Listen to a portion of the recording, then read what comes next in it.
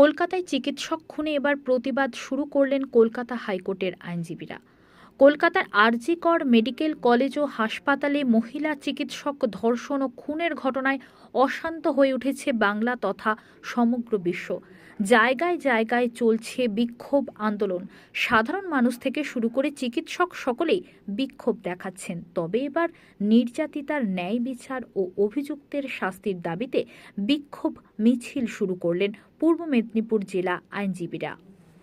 We want justice. We want justice. We want justice. We want justice. We want justice. We want justice. We want justice. We want justice. We want justice. We want justice. We want justice. We want justice. We want justice.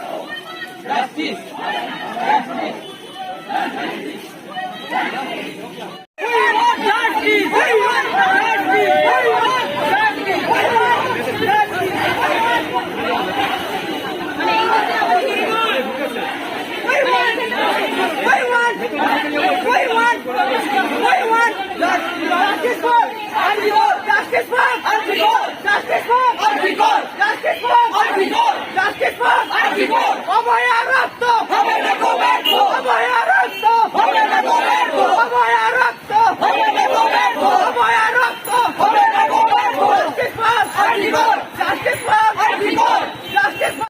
প্রতিবাদ এটা হচ্ছে যে একজন চিকিৎসক, মহিলা চিকিৎসক, এবং যিনি হচ্ছেন এইভাবে নৃশংসভাবে খুন হয়েছেন, তো তার বিরুদ্ধে আমাদের এই প্রতিবাদ, যাতে ভবিষ্যতে এই রকমভাবে কেউ যেন এই নোংরামিটা করার সাহস না পায়, সেই বিরুদ্ধে আমাদের এই প্রতিবাদ।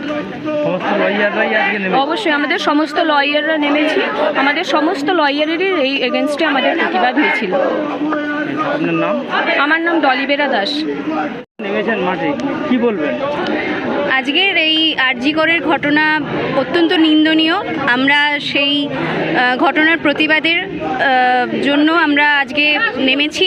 আমরা সব লয়াররা মিলে আমাদের এই আমরা দ্রুত বিচার চাই, আমরা সেই জন্য পথে নেমেছি। আমরা সব আইনজীবীরা মিলে আমরা দ্রুত বিচার চাই। এই ঘটনা যেন দ্বিতীয়বার আর না ঘটতে পারে, কখনোই যেন না ঘটে। মহিলা হিসেবে কি বলবে?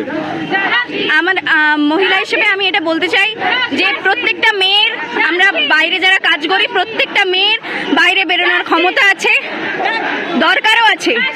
শুধু পুরুষরাই বেরোবে এটা কখনো মানা যায় না।